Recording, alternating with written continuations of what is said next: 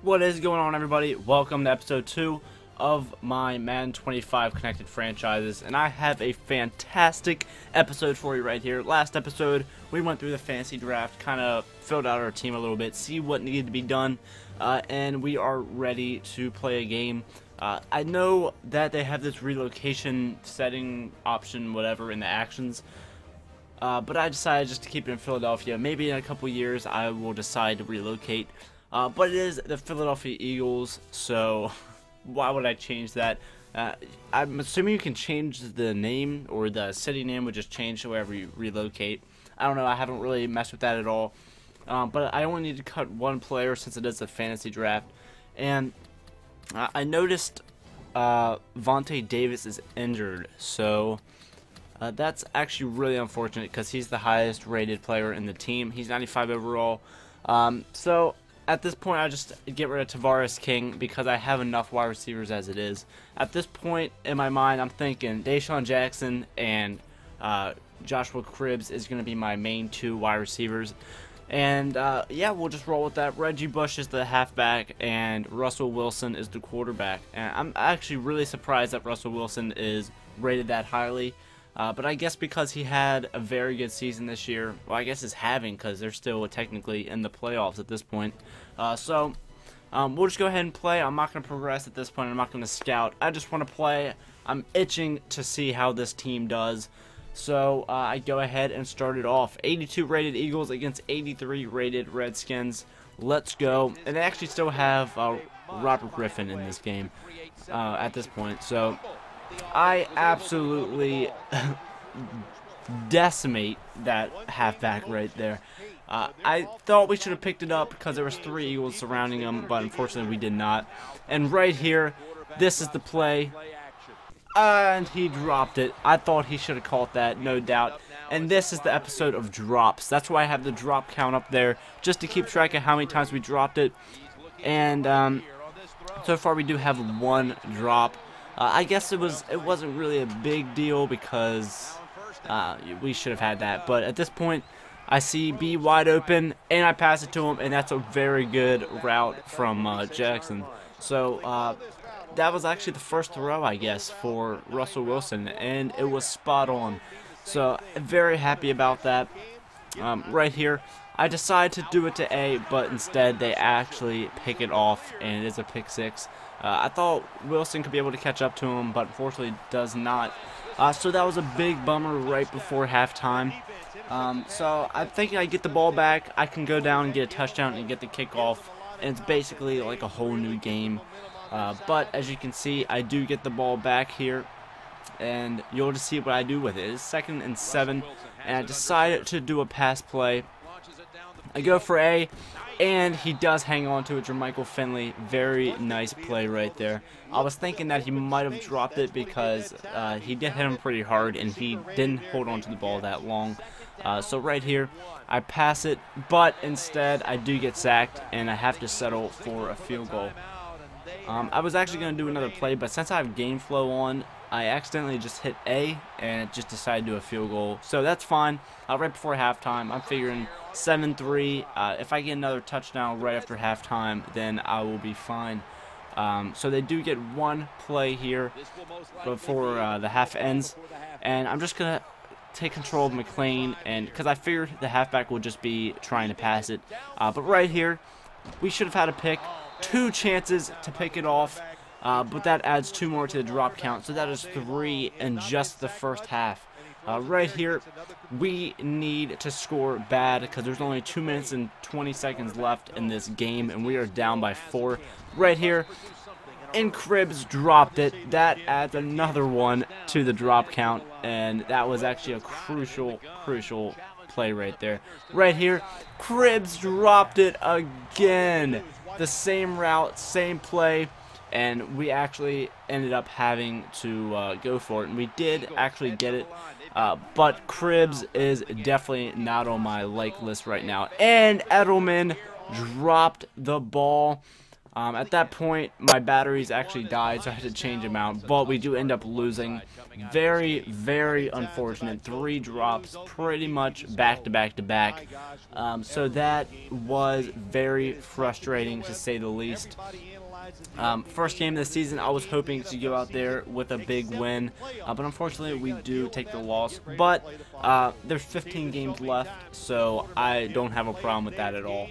We will come back and win the next game.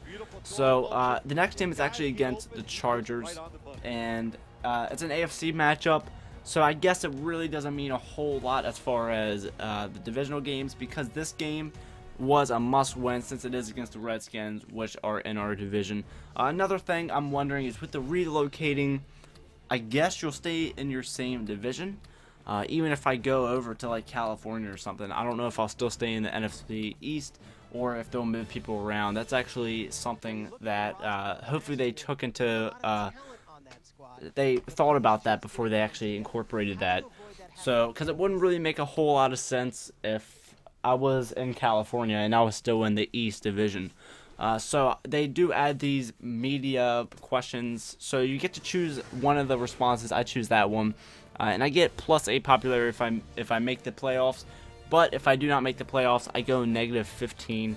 So I'm pretty confident in my team. I think I'll be able to win it. And right here, the Chargers are actually 0-1-0 as well. So I figured this should be a promising win for us. We do have 82 overall, and they have 80. I know that really doesn't mean a whole lot, because it doesn't really mean that their team is bad or anything like that. But right here, the drop count is still 6. And I accidentally missed the interception. I tried to do a user pick, but he did accidentally. Well, I don't know if I tried to catch it too early, or I don't know what I did, but it actually did end up going right to them, and they did get a big gainer on the first play of the game. And I think that was Ryan Matthews, so I'm not really sure. And right there, that adds another one to the drop count. That makes it 7 drops in 2 games. Actually, just 5 quarters of play, that's 7 drops. Right there, just a lot of bad defending right there. Just trying to put a big hit on them, and unfortunately they do get another big gainer with Ryan Matthews again. Right there, he didn't even try to do anything. I tried to pick that one off as well, but he actually didn't even react at all. So that does make it 7-0 in the first quarter. Not a big deal, because we haven't even had the ball yet, so I'm figuring, you know what? We are going to go out there and win. And that is exactly what I had in mind, so I was going hard after this point. Right here, as you can tell, I do like my verticals. Cribs missed it again. That makes it 8 drops, and right after that, I go into the depth chart. I'm wondering, what's this guy catching? This guy's catching rating that he has to drop that many in a row. It's actually, I think his catching is 71.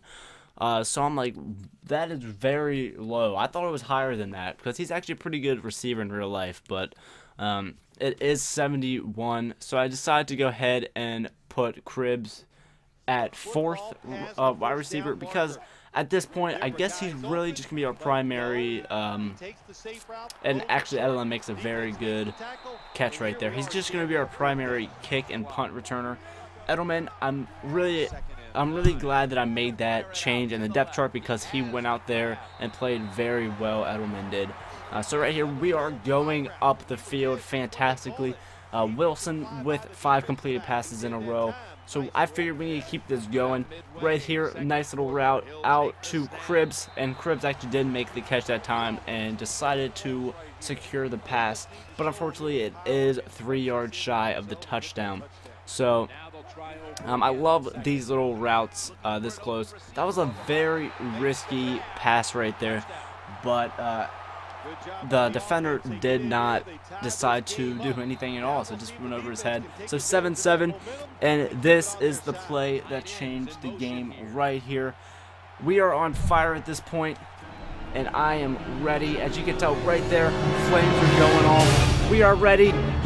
Pick 6, Mitchell. Right before halftime. Couldn't come in a better time, because we're getting ready to get the ball back right after this. So I decided, let's go. Maybe we'll have a couple plays before halftime, but we will get the ball back. So that makes it 14-7 Eagles over the Chargers with 20 seconds left in the second quarter. So after halftime here, what's going on? You can hear the drop. Jackson with a beautiful catch. It was a diving little, whatever you want to call it. It was a very good catch. And Jackson has been nothing but impressive, I guess, so far this series, because in the past 2 games he's made every catch he's needed to make, and he's played very well, which is why he was, I think he was the 2nd or 3rd pick. So right here, I'm not worried at all because it's a 2-possession game and they only have a minute and a half with 1 timeout. So if they happen to go up the field and get a touchdown, and look at that, I have no idea what happened right there at all. I do watch the replay. Nothing even hit him or anything. It's just a little glitch. It just went backwards. So that's something Madden definitely needs to look at. EA Sports needs to change that. There's 9 seconds left, and so at this point, it doesn't matter what happens right here. If I get an interception, fine. If they get a touchdown, fine. But they actually do not get anything. And I just got a Sports Center alert. But we do win that game. So in this episode, we lost 1 and we won 1. The Chargers game was a very promising win, and I was very happy with the team. But that wraps up episode number 2. Thank you so much for watching, and episode number 3 will be out shortly.